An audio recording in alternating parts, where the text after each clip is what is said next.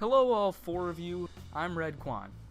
So, a new Nintendo Direct just came out, and by just came out I mean it came out like 2 weeks ago now, so totally on top of these things. No, but I had stuff going on. I guess that's my excuse. It's not much of an excuse, but anyways, so the Nintendo Direct just happened, and it was a really long Nintendo Direct. Like most of the recent ones, it's only been maybe 10-15 minutes. This one was 45, over 45, which is especially surprising when you consider that the E3 event for Nintendo, which was basically a Direct, was only 25 minutes, so this was almost twice as long. Now, because of that, I was expecting it would be pretty big, like they'd announce a lot of stuff. And they did have some cool announcements, but for the most part, it was not super exciting, in my opinion. So they started off with 3DS stuff. The first 10-15 minutes was 3DS stuff, which is fine, I guess. It didn't take up most of the time, but I would have preferred more Switch stuff. But, I mean, it wasn't long. They showed off Pokemon Ultra Sun and Ultra Moon. It looks alright, I guess. I don't see much of a difference between that and Sun and Moon. Apparently there's a new way to choose your starter, but they're the same ones, so tell me how that works. And they changed the legendaries a little bit, but they're still pretty much the same as far as I can tell. And they added a couple new Pokemon, UB something and UB Assembly, which is like a building. So really getting me excited for it, eh? No, but it was it looks alright. I just don't think if somebody owned Pokemon Sun or Moon already that it would be like something you'd need to get. But I mean, maybe they'll show more and it'll look better.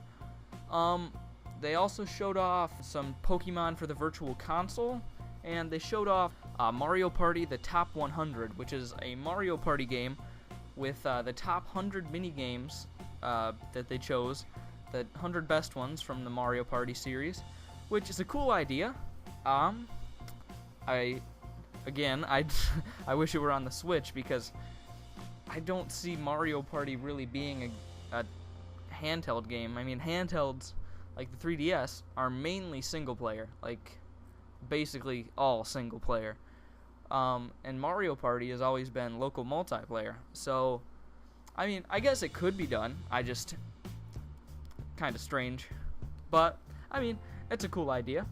And then they got into the Switch stuff, which is what I was more interested in. We talked about quite a bit of stuff.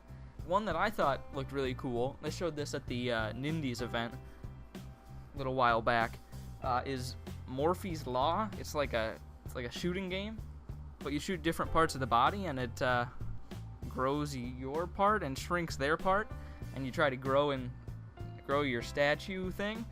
It looks really weird, but fun, I guess.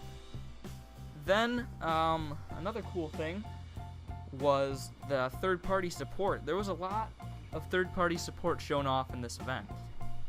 And third-party support, a lot of it was Bethesda games, which is really surprising because of all the third-party developers that I would think would go in on the Nintendo Switch, I would not think Bethesda would be one of the first to jump on board. But, I mean, they have Skyrim, Doom, and Wolfenstein. And that's, even if you aren't interested in those games, it's still really good for third-party support on the Switch in the future. These are power-intensive games that are new and are coming out for new platforms currently. Bethesda making games for the Switch is definitely a good sign for third-party support on the Switch in the future. I mean, these are new games. They're graphically and computationally intensive games, and they're on new systems. So the fact that they're getting them to run on Switch means that there could be a lot of games. Probably most games that are out right now could in some way be downscaled to run on the Switch, which means that we could be getting a lot more third-party games in the future, especially since the Switch is selling so well. Other big things. Minecraft is coming to the 3DS. That's cool. It's on everything else already, but it's still cool. I'm surprised they could actually make it run on the 3DS, but the fact that they could, that's pretty awesome. They showed Xenoblade Chronicles 2. Looks cool. And then 10 minutes later, it still looked cool. Yeah, they took a really long time on Xenoblade Chronicles 2, which is fine. I got a little bit tired of it, but I mean, it looks cool. The Titans, they're pretty big. You can run on them. And that's still coming out this year, so that's it's surprising a lot of people that it's coming out this year, because Xenoblade Chronicles X released 2 years ago, and it takes a long time to make games this huge. But that's cool. Oh, there was also Kirby, the new Kirby game that was announced at E3. Finally got a name, and that's going to be coming out in 2018. Looks pretty cool. I forgot the name. Kirby Star Allies, that's what it was. Yeah, it looks pretty cool. They didn't really show all that much more than what we saw at E3, but I mean, it has a name. Yeah. So the big thing though, for me at least, was Super Mario Odyssey. They showed 2 new worlds. One was an ice world, and one was like a tropical beach world, and they both looked really cool. They're probably my 2 favorite worlds that they've shown off so far, and they said there's many more to come, so that's going to be a lot of worlds. They've already shown off 7 or 8, or maybe 9, somewhere around 8 worlds, and they have more to come, many more. That's going to be really cool. And they showed off some more powers and stuff. They showed off a big lizard guy, which was part of a place that looked like a new world in itself, so I guess that's another one.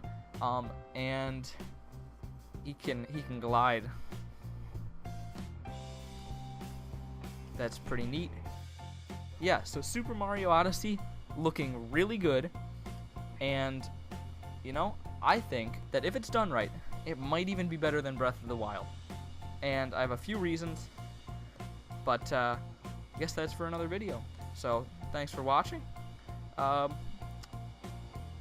You're all cool. Somewhat. So tell me how I could make these better. Thanks again, and goodbye.